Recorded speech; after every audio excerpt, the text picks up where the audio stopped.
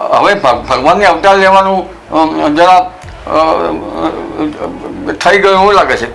કારણ કે રાજકારણીઓ જે છે એ સારા હોય તો સારું.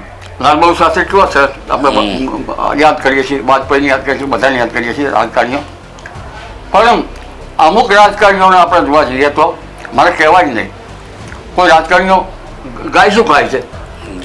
ગાય શું ખાય છે? ઘાસ. ગાય ઘાસ ખાય છે. અને રાજકારણીઓ સારા ના હોય તો ગ્રાન્ટ ખાય. ગ્રાન્ટ ખાઈ જાય ને એટલે પછી ક્યાંથી આ સારું થાય?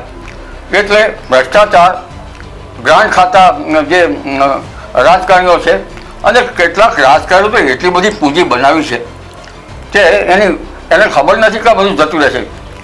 જ્યાં જો તો સ્મશાને લઈ લીધું. અને જે ગાયોને ઘાસ ચારવાના એને શું કહેવામાં આવે છે, ગાયોના ગૌચરે લઈ લીધું. જ્યાં બન્યો ત્યાં જમીન માપી લીધી. જમીન જે વામન ભગવાને ત્રણ ડગલામાં બધું માપી લીધું હતું એવું આ આતતાઈઓએ માપી લીધું છે. અને આવું જ્યારે થાય ત્યારે દુરાચાર વધે. અને કહેવાવાળું કોઈ નથી કે એને સીધા કહેવા જાય એના એને મુશ્કેલી પડશે.